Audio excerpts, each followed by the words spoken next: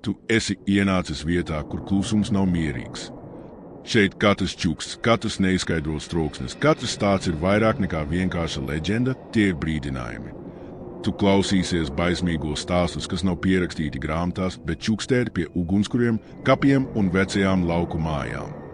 Šie stāsti nāk no dziļākajiem Latvijas mežiem, no mājām, kurās sen vairs nedzīvi neviens, vismaz nedzīvīja.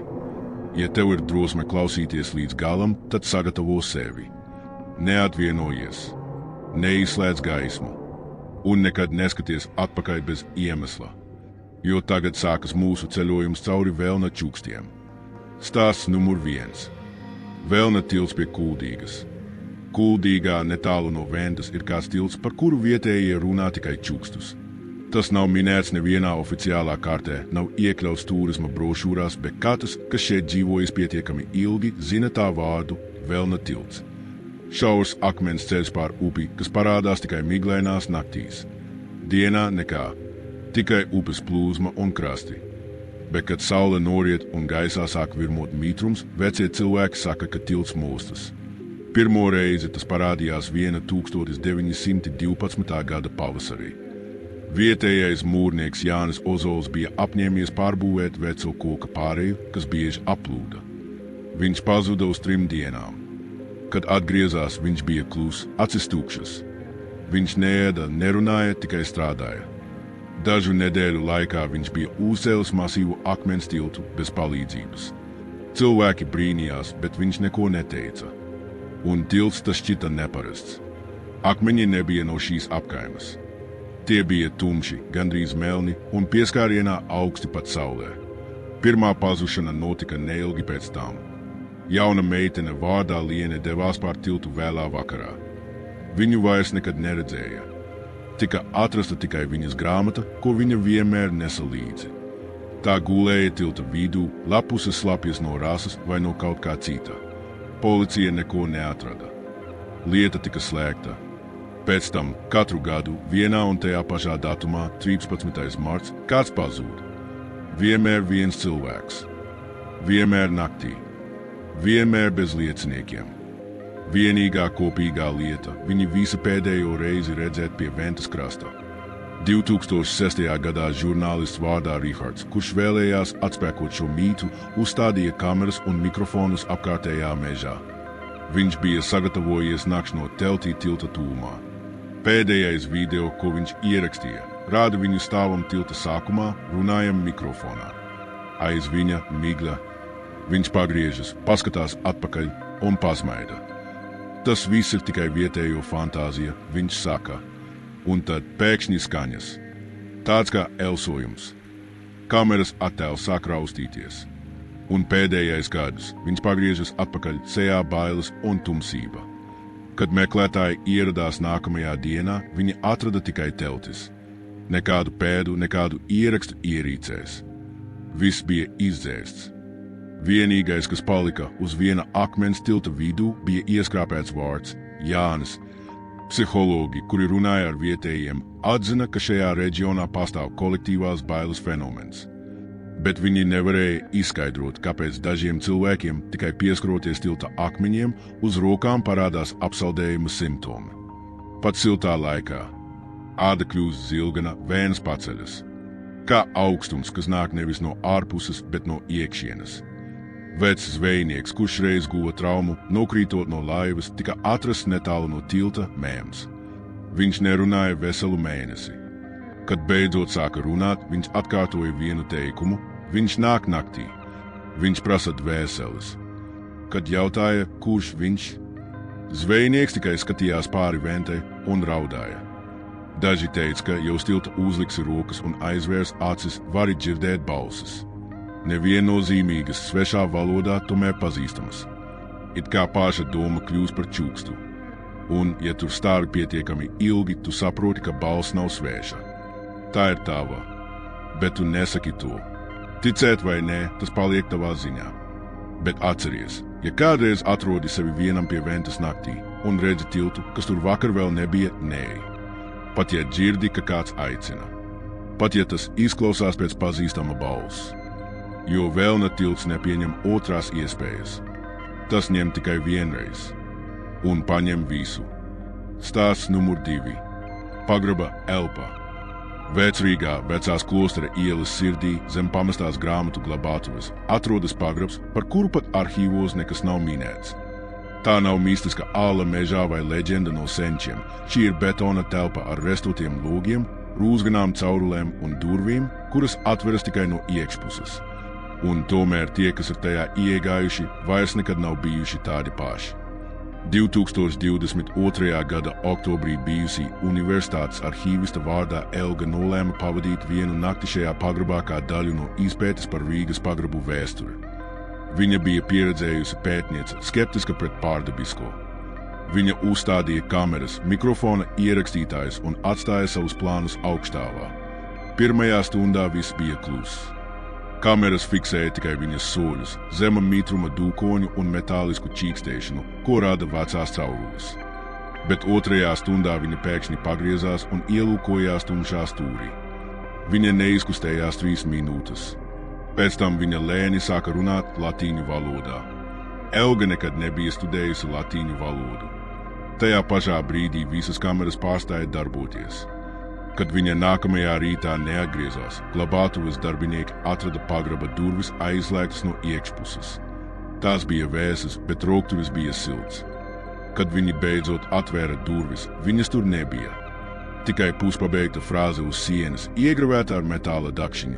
Pagrabs elpo, un tagad viņš mani zina. 3 mēnešus vēlāk kāds mākslas students, kurš gleznoja bijušās klostera ēkas fasādi, nofiksēja kamerā seju logā. Tas bija 3. pagraba logs, kuru aizmūrēja 1994. gadā.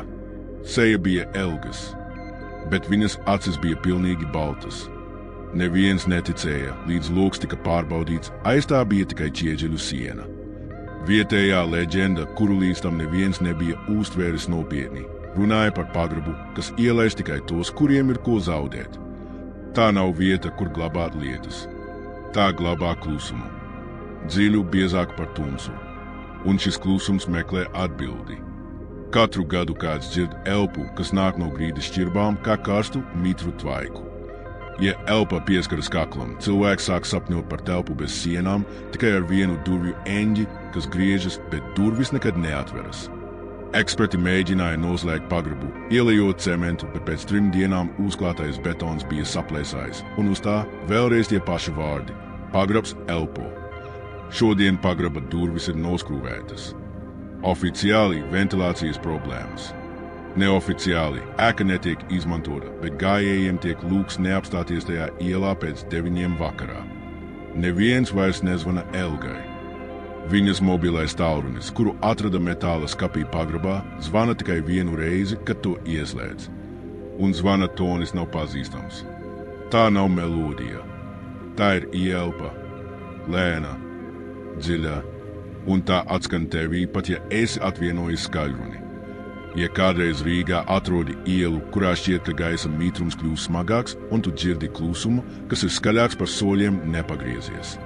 Nepieņem ielūgumu. Un galvenais, neej tuvāk durvīm, kurām nav roktura, jo tās negaida tevi.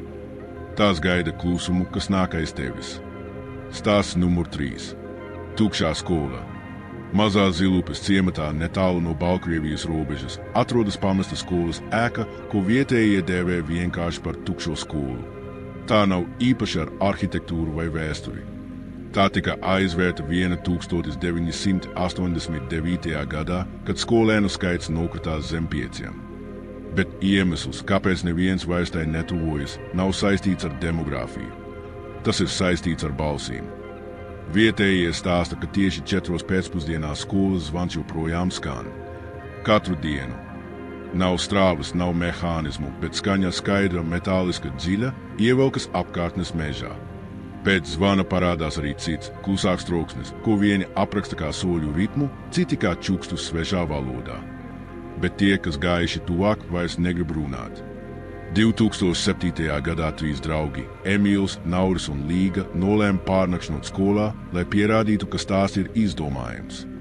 Viņi ieradās 5 vakarā, bruņojušies ar lukturīšiem, kamerām un pārliecību, ka viņi ir stiprāki par bailēm. Pirmās stundas bija klusas, bet tiklīdz pulkstenis sasniedza 4 naktī, viņu kamera fiksēja durvju atvēršanos, kaut arī tās bija aiznaglotas. Video redzams, kā Emīls pieceļas un it kā pret savu gribu dodas gaitenī. Viņš runā, bet ne savā balsī. Tā skan vecāka, raupjāka ar svešu izrunu.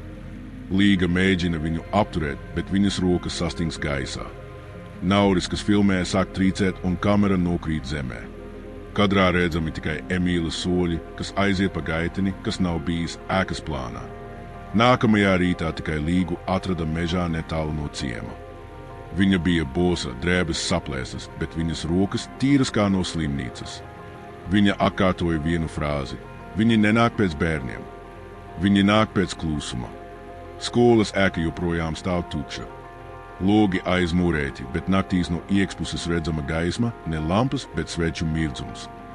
Vietējie priesteri vairāk kārt mēģināja to svētīt, bet katru reizi viens no viņiem zaudēja balsi uz vairākām dienām. Zem ēkas vēlāk tika atrasts pagrabs, par kuru neviens iepriekš nezināja. Tur bija tikai viena istaba un tās vidū koka galds ar 3 krēsliem. Uz viena bija atstāta zīmīte: pēdējā stunda nekad nebeidzas. Šodien ciematā bērni spēlējas tikai līdz 3 pēcpusdienā. Un, ja kāds dzird zvanu, viņi nekavējoties bēg uz mājām. Jo viņi zina, ka tas nav zvans skolai. Tas ir zvans klusumam, un tas vienmēr meklē vēl vienu dvēseli, kas palikusi pārāk ilgi gaidīt pēdējo stundu. Stāsts numur 4. Dārza akmens. Tukumā, klusā pilsētas nomalē, atrodas pamesta māja ar dārzu, kas nekad neizžūst. Lietu vai sausumā, rudens vai ziema, zeme tur vienmēr ir mitra. Neviens nezina, kurš pēdējo reizi tur dzīvoja, bet vietējie bērni stāsta par dārza akmeni, kas vienmēr izskatās svaigi izrakts. Tas nav kaps, bet neviens to nekad nav mēģinājis pārvietot. 1953. gadā mājā dzīvoja sieviete vārdā Berta. Viņa bija dārzniece, klusējoša ar augstu skatienu un neizskaidrojamu spēju likt augiem zelt pat ziemā. Viņas dārzs bija skaists, bet neviens bērns nedrīkstēja tam tuvoties. Vienreiz kāds zēns pārlēca žogu, un nākamajā rītā viņu atrada pie savas mājas durvīm ar zemi mutē un pirkstiem, kas vairs nekustējās. Bertas māja nodega 1959. gadā. Oficiāli īsavienojums. Neoficiāli liezmas sāka no pagraba, kas bija pilns ar žāvētām zālītēm, kuras neviens botāniķis nespēja identificēt. Un tomēr pēc ugunsgrēka zeme dārzā palika silta. Akmens joprojām tur bija, vēl redzamāks, it kā uguns to būtu tīrījusi, nevis aprījusi. 2001. gadā jauns pāris mēģināja māju atjaunot. Viņi nezināja stāstu. Viņi tikai gribēja dzīvot netālu no meža. Pirmajās naktīs viņi dzirdēja balsis dārzā, klusas sievietes balsis, kas čukstēja augiem. Viņi domāja, ka tas ir vējš. Bet vienu nakti vīrs izgāja ārā un neatrada sievu gultā. Viņu atrada dārzā ceļos pie akmens, rokas zemē līdz elkoņiem. Viņa elpoja, bet nereaģēja. Kad viņu izvilka, viņa teica tikai vienu teikumu: Berta vēl nav pabeigusi. Zinātnieki vēlāk atzina, ka zem akmens ir tukšums. Ne kaps, bet tukšums, kas rezonē skaņu. Kad viņi tur novietoja mikrofonu, ierakstā dzirdams zems mūžīgs tonis un ik pēc 30 sekundēm ieelpa. Tā pati, ko dzird augu sakņu tūmā. Šodien māja ir nožogota, bet reizi mēnesī kāds mēģina to pārkāpt. Neviens to nedara divreiz, jo tie, kas redz akmeni tūmā, sāk runāt par lietām, kuras viņi nevarēja zināt. Par citu cilvēku sapņiem, par ziediem, kas aug tikai sapņos. Un viņi visi saka vienu un to pašu: zeme dzird, zeme elpo, un Berta vēl ir zem tās. Ja kādreiz ej garām tūkuma nomalē un sajūti mitrumu, kur tam nevajadzētu būt, neej tālāk. It īpaši, ja sajūti ziedu smaržu, kad nav pavasaris, jo tad tu esi tuvāk nekā domā, un zeme zem tevis jau elpo kopā ar tevi. Stāsts numur 5. Māsu dziesma. Vecajā Rendes ciema kapsētā ir 2 kapa plāksnes blakus viena otrai. Uz tām nav vārdu, tikai vienā iegravēta nots, otrā klusuma zīme. Vietējie tās dēvē par mēmijām māsām. teiksma vēsta, ka tās bija dvīnas, kuras dziedāja kopā tik tīri un skaisti, ka pat vējš apstājās klausīties. Bet vienu vakaru dziesma apstājās, un viņas nekad vairs nerunāja. Viena 1938. gadā viņa balss pārraide tika translēta Radio Rīgā. Ieraksts bija īss, tikai 2 minūtes, bet nākamajā dienā raidstacija aizvērās. Tehniskā personāla liecības ziņoja, ka visa telpa bija klusa, bet katrā austiņā skanēja mazs meiteņu čuks. Mums vēl ir viena dziesma. Visas lentas ar viņu ierakstu tika iznīcinātas, bet viena kopija izdzīvoja. Tā atradās mūzikas skolotāja īpašumā, kurš, nezinot leģendu, to uzlika skolas korim, lai mācītos harmoniju. 2000. gadā, kad koris mēģināja atkārtot melodiju, 3 bērni zaudēja balsi. Viņu balss saites netika bojāts, taču viņi nespēja izrunāt nevienu vārdu. Tikai čukstēt. Viena meitene rakstīja uz tāfeles, viņas dzied mūsos. Kopš tā laika neviens vairs nedrīkst dziedāt šo dziesmu. Bet kapsētā naktīs joprojām skan 2 balsis, viena augstāka, otra zemāka. Tās nekad nesakrīt. Vienmēr viena mazliet aizkavējas, it kā klausītos otrā. Un, ja kāds mēģina viņām pievienoties, viņš sāk dziedāt viens. Klusumā. Un tad, kad apklust, viņa balss vairs nepieder viņam. Tā kļūst par daļu no dziesmas, kas nekad nebeidzas. Stāsts numur 6. Kurzemes cirks. Aizaugušajā mežmalā pie Skrundas robežas ir kāda ceļa zīme, kas ved nekurienē. Uz tās ar roku rakstīti vārdi. Šeit cirks nekad neaizbrauc. Ceļš turp ved cauri biezai priedei un beidzas pie norobežotas teritorijas ar rūsu klātu metāla vārtu lūku. Aiz tiem redzamas teltis saplukušas, bet krāsainas. Dažreiz tur mirgo gaismas. Dažreiz dzirdama mūzika. Bet neviens tur nav redzēts.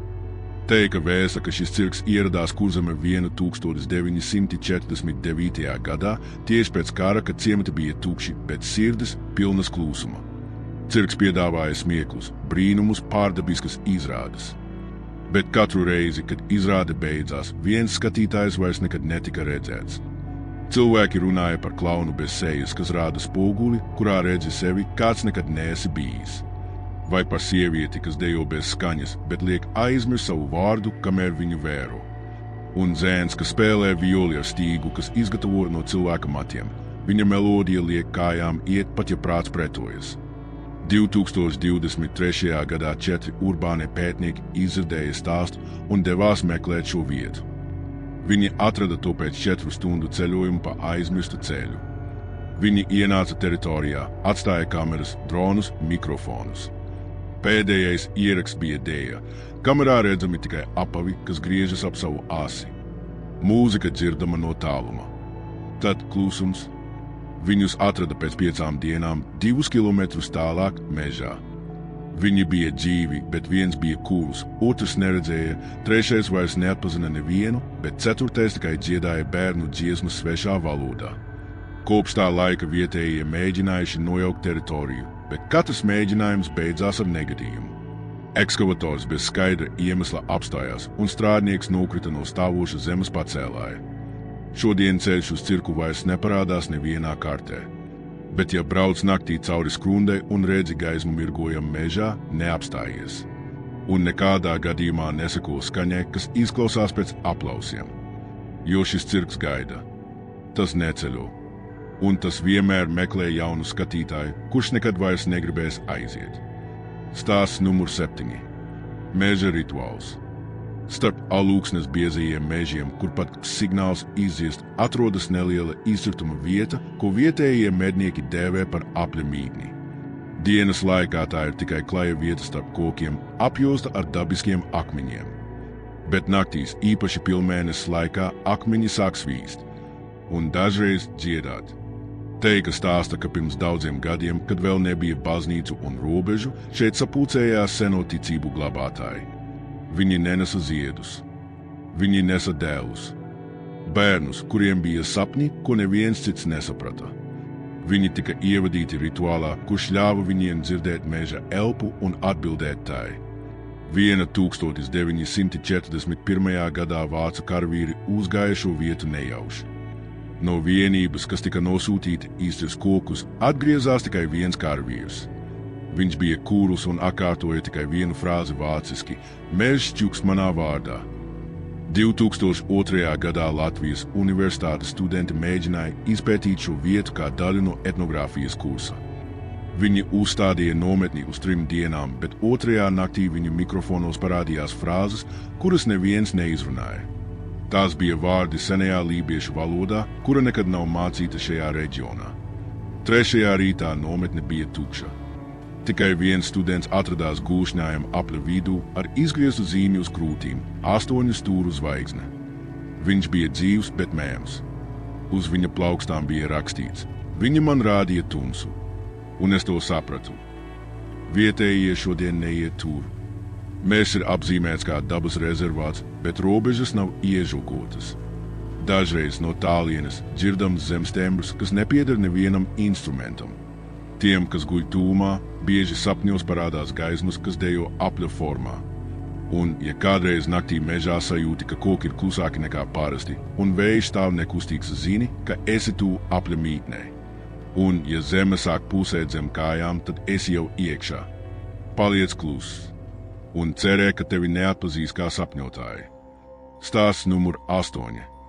Bāzes 66 spēks. Zem Daugavpils mežiem, aptuveni 40 km attālumā no pilsētas, atrodas aizaugusi teritorija, ko padomju laikos atzīmēja kā objekts 66. Oficiāli militāra apmācību bāze. Neoficiāli viena no slepenākajām laboratorijām Baltijā. Vietējie mednieki gadiem ilgi izvairījās no šī reģiona. Viņi runāja par zemes vibrācijām, ziliem mirgojošiem stariem naktīs un metāliskām balsīm, kas skanēja starp kokiem. 1972. gadā bāzē ienāca slepena vienība ar nosaukumu Spēks -1. Viņu uzdevums – izpētīt psionisko potenciālu bērniem, kuri tika atlasīti no internātskolām. Viņus apmācīja klusumā. Neviens neteica viņiem vārdus. Viņiem rādīja tikai gaismas un simbolus. Reizē ar ēdienu viņiem lika klausīties vienu un to pašu frāzi dažādos frekvenču viļņos. Tu esi savienots. Tu esi uztvērējs. Tu esi siena. Oficiālie dokumenti tika iznīcināti pēc neatkarības atgūšanas, bet viens ieraksts, magnetofona lente, tika atrasts bijušā virsnieka mājās Rēzeknē. Tajā dzirdama bērna balss, kas saka: "Mani sauc neviens. Es redzu skaņas." Un tās kļūst par cilvēkiem. 2000. gadā urbāno pētnieku grupa ielauzās teritorijā, atklājot pazemes bunkuru, kurā joprojām darbojās rezerves elektrogādes sistēma. 2 no 8 koridoriem gaismas joprojām iedegās automātiski. Sienās bija iestrādāti milzīgi lodziņi ar vienvirziena spoguli. Aiz viena ķeblītis un mazs galds. Uz tā bērna zīmējums sienā ar acīm. Viens no pētniekiem vārdā Krišjānis mēģināja pārnakšņot tur, lai filmētu dokumentālo materiālu. Viņš uzstādīja kameru, atstāja mikrofonus un devās gulēt pie viena no bunkura stūriem. Ap 3 naktī kamera fiksēja ēnu, kas pārvietojas neatkarīgi no cilvēka ķermeņa. Tā slīdēja pāri griestiem, nometās viņam līdzās un izplūda. Mikrofons uztvēra tikai vienu teikumu: "Viņš mani dzird." Tagad viņš ir lūgs. Krišjānis tika atrasts nākamajā dienā kluss ar plakātiem, kas piesprausta pie viņa drēbēm. Uzrakstīts ar bērnu rokrakstu, atkārtojot vārdu "skaties" vairāk nekā 100 reižu. Viņa acis bija atvērtas, bet zīlītes nebija redzamas, tikai balts. Valsts institūcijas atzina, ka tā ir nelegāla aktivitāte slēgtā objektā. Teritorija tika atzīmēta kā bīstama un ierobežota. Bet vietējie ziņo, ka naktīs joprojām redzamas gaismas no pazemes lūkām. Un vienmēr dzirdams elektrisks čuks: "Tu esi siena." Ja kādreiz ej pāri Daugavpils mežiem un sajūti vibrāciju zem kājām, kā statisku elektrību bez kontakta, atceries, tu vairs neesi viens. Jo spēks 66 joprojām darbojas. Tas tikai gaida, ka tu paskatīsies tieši viņa virzienā. Un tad tu kļūsi par siena. Un siena vienmēr skatās atpakaļ. Stāsts numur 8. Bāzes 66 spēks. Stāsts numur 9. Ezera skatiens. Zilais ezers pie ērgļiem vienmēr ir bijis klusāks nekā citi. Tā virsma reti sakustas, pat kad apkārt pūš vējš. Vietējie saka, ka ūdens tur ir pārāk glūts. It kā tas klausītos, it kā tas domātu, bet reti kurš to vairs apmeklē. Jo kopš 1954. gada katrs, kas mēģināja peldēt tajā naktī, vairs neatgriezās. Sākumā cilvēki domāja, ka tas ir dziļuma dēļ. Ezers ir kā krāteris, pēkšņi dziļs ar grunti, kas nekad nav skenēta. Bet tad, kad vietējais zemūdens pētnieks Ivars nolēma izpētīt to 2005. gadā, viņš uzsāka ekspedīciju ar zemūdens kameru. Kamera sāka sūtīt attēlus, smiltis, saknes, sīkas zivis un tad acis. Tās bija lielas, stiklaini pelēkas un tā skatījās tieši objektīvā. Pēkšņi signāls pārtrūka. Kad viņi izvilka kameru, kabelis bija kā apgrausts. Ivars nekad vairs negāja pie ezera. Tajā pašā gadā notika vēl kas dīvains. Meitene vārdā Elīna sāka sapņot par ezeru. Viņa dzīvoja 3 kilometrus tālāk, nekad nebija tur bijusi. Bet viņa zīmēja ainas, ūdens virsmu, cilvēkus, kas ieiet pa vienam, bet neiznāk. Vienā no zīmējumiem bija viņas tēvs, stāvot ūdenī līdz kaklam. Viņš izzuda nedēļu vēlāk. Viņa kurpes tika atrastas pie ezera malas. Zinātnieki, kas vēlāk pētīja apkārtni, atklāja, ka ezerā ir dīvaina frekvenču anomālija. Iekšējā zona izstaro skaņu, ko cilvēka auss nespēja uztvert, bet kuru uztver smadzenes. Tā izraisa sapņus, dejavu, bezmiegu. Bērni, kas dzīvo tuvāk par 2 kilometriem, mēdz runāt miegā un čukstēt svešās valodās. Viens zēns rakstīja: ezera skatiens ir mīksts, bet viņš nes aizmirstību. Vienīgais, kas mēģināja iedziļināties tā centrā ar laivu, bija vīrietis vārdā Dāvis. Viņš bija skeptiķis, domāja, ka tas viss ir folklora. Viņš uzstādīja GoPro uz galvas un devās pāri ūdenim. Video tika atrasts viņa telefonā, kas peldēja pie krasta. Tas rāda, ūdens ir mierīgs, saule spīd, viņš smējas. Un tad viņš apklūst. Viņa galva pagriežas pa labi. Viņš skatās kaut ko ārpus kadra. Viņš saka, viņa seja ir kā mana, bet bez mutes. Un tad viņš iekrīt ūdenī. Beigas. Pēc šī gadījuma ezers tika oficiāli apzīmēts kā bioloģiski nedrošs. Bet neviens neteica, kāpēc. Naktīs joprojām var redzēt viļņus, kas virzās no centra uz krastu, pat kad nav vēja. Daži, kas skatās pārāk ilgi ūdenī, vēlāk saka, ka redzējuši sevi, bet vecāku slapju svēšu. Viena sieviete, kura dzīvo netālu, stāsta, ka reiz skatoties ezerā, viņa dzirdēja savu vārdu no zemūdens. Viņa aizskrēja. Kad viņa atgriezās, viņas logs bija atvērts un viņas zīmējumu albums bija pazudis. Viņa teica, es vairs nezīmēju. Viņš dara to manā vietā. Ja kādreiz atrodies pie zilā ezera un virsma šķiet pārāk klusa, neapstājies. Un nekad neskatieties tieši ezerā pēc saulrieta. Jo tas nav tikai ūdens. Tā ir acis. Un tā atceras visus, kas tai reiz veltīja savu skatu, stāsts numur 9. Ezera skatiens. Stāsts numur 10. Citāts bērns. Vecā Tērbatas ielā, kur atrodas aizmirsts bērnu nams, kuru neviena iestāde nav atzinusi kopš 90. vēl šodien logi tiek aizklāti no iekšpuses. Māja netiek apdzīvota, bet apkārtējiem kaimiņiem dažreiz šķiet, ka kāds tur kustas. Dažreiz bērns. Stāsts sākās 1992. Gadā, kad šis bērnu nams pēkšņi tika slēgts bez paskaidrojuma. Neviens bērns netika pārvietots uz citu iestādi. Vienkārši neviens vairs nebija palicis. Darbinieki stāstīja par kādu zēnu, kuru viņi nebija reģistrējuši. Viņš parādījās pēkšņi, runāja retāk nekā citi, bet vienmēr sēdēja pie galda un zīmēja. Kad viņam jautāja vārdu, viņš tikai teica, es esmu cits. Viņš sāka zīmēt sejas.